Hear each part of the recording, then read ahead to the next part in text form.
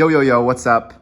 As you may or may not know, I'm on spring break right now, so I'm not going to music classes every single day and all that, so I gotta figure out ways to spend my time, ways to be creative. Of course, I will still be working on the music, the songwriting, the dancing, all that stuff, but I also want to, I like this angle. I want to start increasing my presence on YouTube, on social media. So I want to tell you a story today, and this is a story that happened in the last 2 or 3 weeks, and it's a story that completely changed my life. And I think, this is a story that I'd ordinarily be uncomfortable telling in public, and to be honest, I'm not really sure why. Maybe for embarrassment or fear of judgment or criticism. But I was talking to my friend Guy Tilley, shout out Guy Tilley, and he said, this is a good story. This is a valuable story. And all those reasons that you're questioning it, you got to question those reasons that you're questioning it.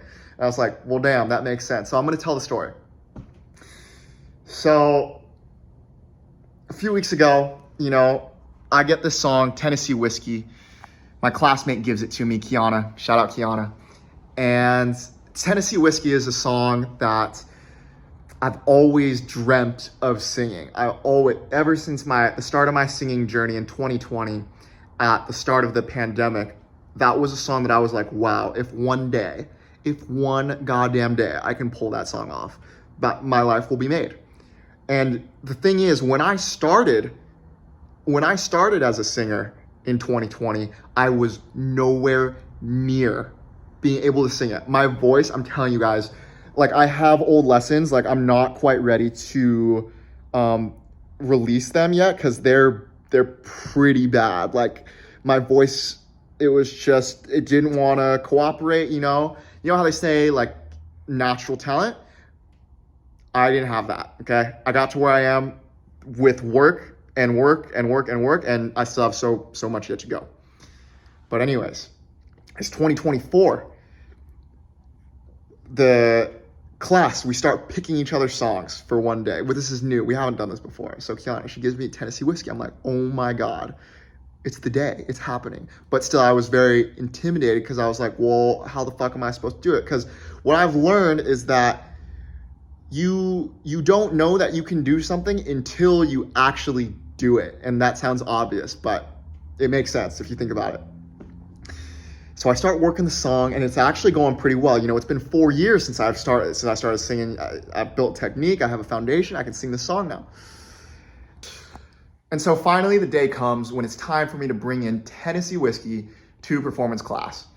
And performance classes and days, the full day when performance class happens is nerve-wracking for me, not just the class, because as soon as I wake up, I'm already thinking about it. I know it's going to be the highlight of my day, but there's also a chance that failure could occur.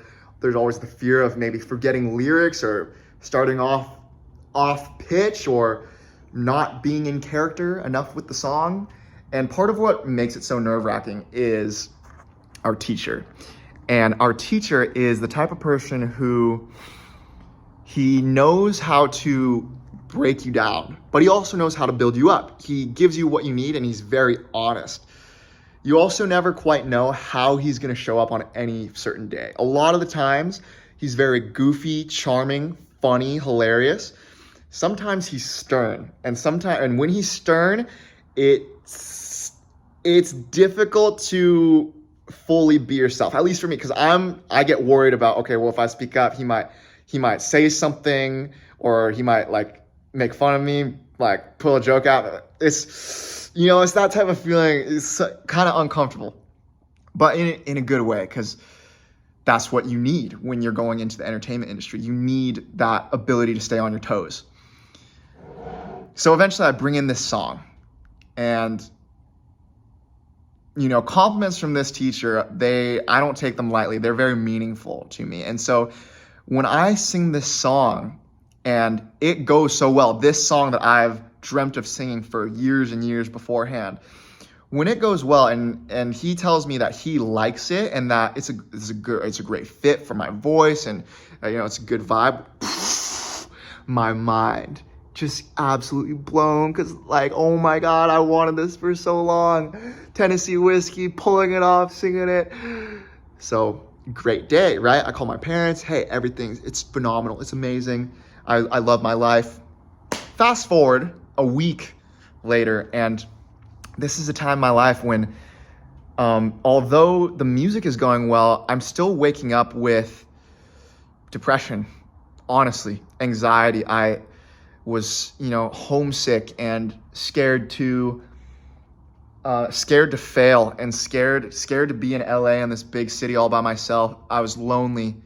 I was just in a negative headspace for 90 to 95% of the day. And I was just dragging myself to classes, doing as best as I could, but I felt like a shell of myself. I felt like a zombie.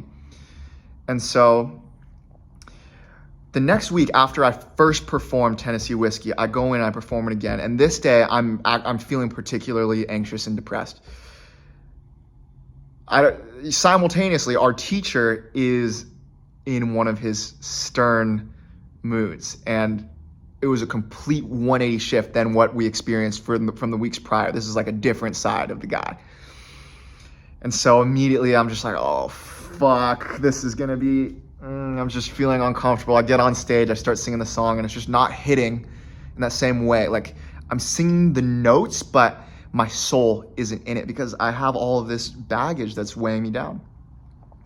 So this is when our teacher gets up and he says, hey, listen, man, I don't know what's going on. You're not doing it the same way that you did it. He starts getting a little bit more intense. He tells me, you've got to attack the notes. He gets all up in my, and for me, like, performers, artists, like, we're sensitive guys. Like, criticism is tough to take because when you're a singer, it's different than if you're an athlete. Okay. If you're an athlete and you get criticized on your athletic performance, well, it's more easy to let that slide off your back because, well, you're just like, oh, it's just volleyball, it's just soccer, it's hockey, it's whatever, it's just a game, okay? When you're a singer, your voice is part of who you are. So when your voice or your performance is getting critiqued, you feel like you as a person, as a human incarnation, as a soul is getting critiqued. So when my teacher is up in my face at this moment, I'm like, man, this is fucking, it's just, I just couldn't talk, or I just couldn't sing. It was that type of feeling, that choked upness, that like shut down, stifled. So then at that point, he gets up behind me, and now the tone becomes goofy. And keep in mind that the whole class is here as well. There's my classmates and other teachers there. So this is happening in front of everybody. He's goofy now. He picks up my arms, it's just to get me to loosen up a little bit because I'm so tight like this. And the class starts laughing and I start laughing. But the laughter was fake. It turned into tears, crying, and not just like one tear. It was like full on bawling, full on sobbing, because all of that negativity that I was experiencing 3, 4, 5, 6 weeks up to this moment was just stacking like something that stacks. I don't know, what do you stack? Plates, like Play-Doh. And all of it started just pouring out all at once in this performance class in front of all these people doing something that I loved so much. And it was like, I was upset that I wasn't performing the song well. So that was part of it too. I care about music and performing so much. This is my dream. And so when it's not going well, there's no worse feeling, because especially when you feel like you can't get it, you feel like you're worthless, So I'm crying. And, the teacher, he says, eventually, after probably 30 seconds, a minute, while the live guitarist is still playing the song, as like, we don't stop. And that's what he says. I never stop a cry on stage because the tears are the bridge to the other side. And when he said that, I was like,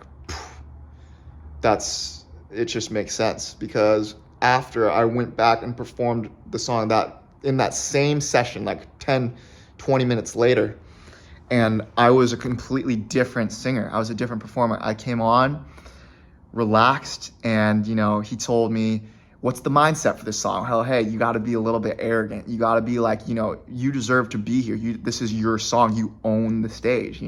Sing to the ladies out there. Be cocky. And so I was able to access that energy a lot more because I had just cried all that out, and I just felt natural. I didn't feel like I was even singing to the audience. I felt like I was just communicating. Singing is like you're putting on this thing. Okay, I'm a singer. I'm singing this song to the audience.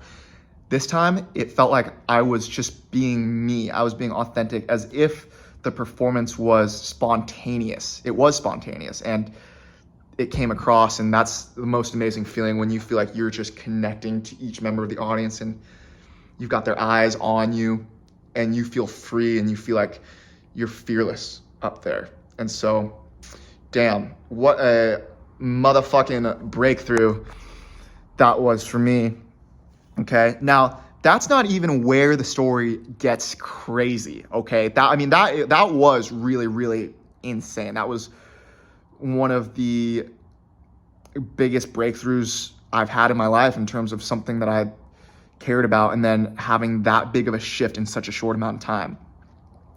Okay, where the story gets crazy is that, okay, a week rolls by and we have an acoustic session, which means a guest artist comes into our school, in this case, Casey Abrams, who was top 6 on his year of American Idol.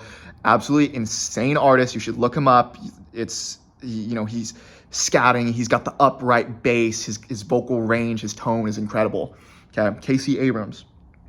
But he comes in, and it's performance class for us still, but the set is different. We're in a different room.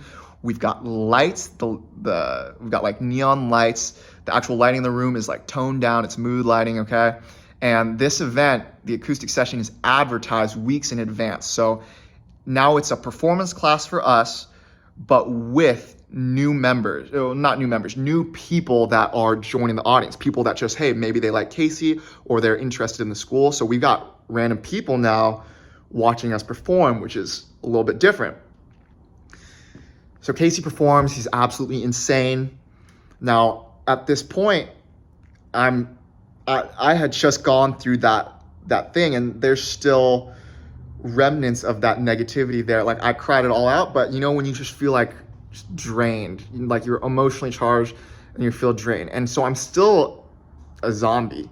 I'm still not happy, regular, Alex that maybe I portray to you if you know me in person, or like I'm portraying on this camera. I'm not sad right now. I actually am happy, but so I'm still in this negative state, and I get up, but I'm not nervous to perform for Casey Abrams and the rest of the audience at this point, because I had just had that breakthrough before. So there was a lot of fear around the song just away. I get up on the stage, kill it. Okay, it's on my YouTube. You can check it out. I encourage you to check it out. It's one of my favorite performances that I've ever given. And all is well. I'm feeling amazing about my performance. I've gotten, I got the crowd on my side.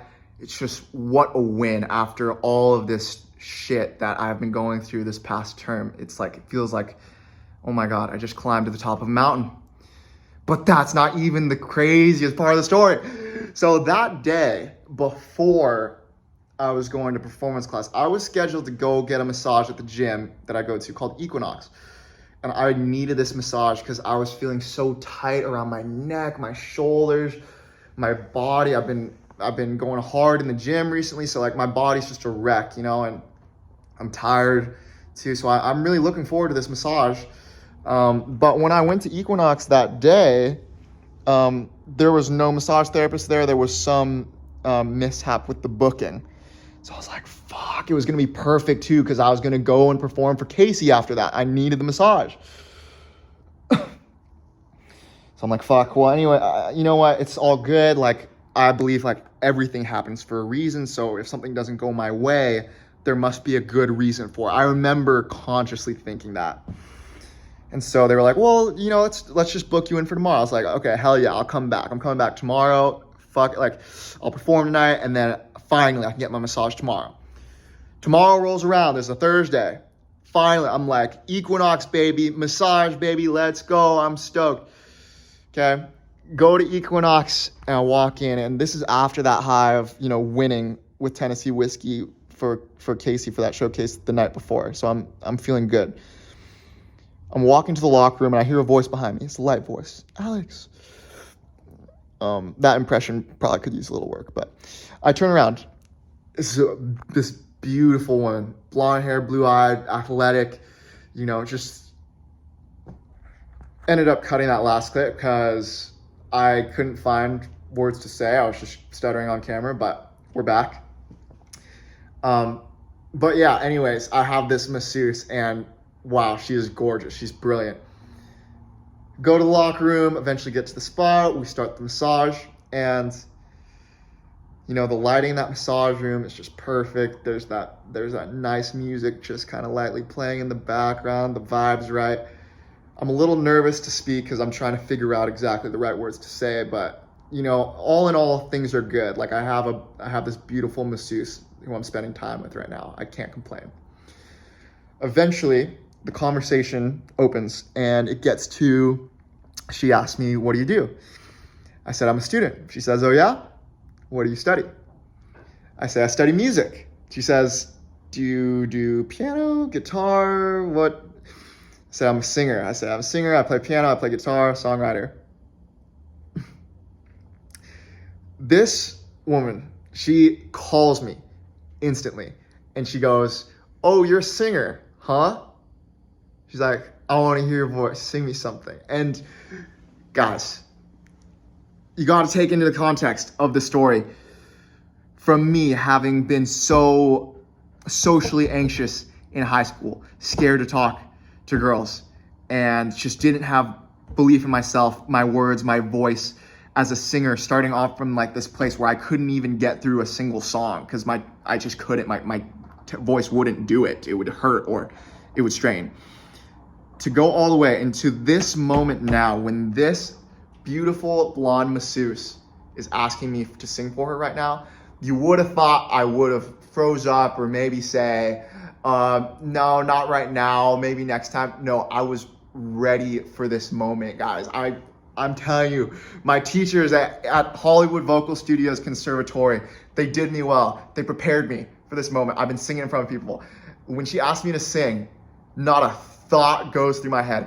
I open my mouth and I start singing Tennessee Whiskey for her. And it just hits. She loves it. Now, the craziest part is, as I finish the first verse, she starts singing the chorus. And oh my God, this woman's voice was absolutely incredible. It was smoky. It had a little crackle to it. Like the tone wasn't exactly pure because she did have that rasp, but it still sounded amazing. I'm trying to think of like an artist who maybe like I could relate that to, but I think you get the idea. Like she just had that soulful voice. And so here we are in this moment where two strangers came together and just had this moment of magic with music. This song, the serendipity of it was striking. And my life changed from that moment on because, wow, I really felt love right there. And, I think the moral of this long ass story that I've told you, if you've stayed here this long, shouts out to you. The moral is just like, when you follow your path, these things just happen. Like when you're in your passion, when you're doing what you love, things have a way of working out exactly in your favor, as if you previously designed it and left it as a surprise for yourself in the future. Does that make sense? Like all the components of it were just perfect. Every failure, every setback with my voice, injuring my voice and feeling like I would never ever truly become a singer. Like if it wasn't for those moments of doubt, this moment in this, in this massage studio, whatever you call it, with the lighting down low, perfect, that vibe is just right in the air. it just makes it that much more satisfying. So guys, girls, if you're, whoever, whatever gender you are watching this, follow that damn passion, because synchronicities will find you, and life will bend for you, and you'll just find the things that make you happy, and you'll get everything you need at exactly the right timing. The timing will just work for you. Your dreams will come true. But don't take my word for it. You got to test it for yourself. Olivia, if you're watching this, text me. It'd be great to see you again. And to everyone else who's finished watching this, thank you so much. I appreciate you. Reach out to me, leave a comment. I love responding to comments and speaking with my fans. And yeah, manifestation, baby. Let's get it. Catch you in the next one.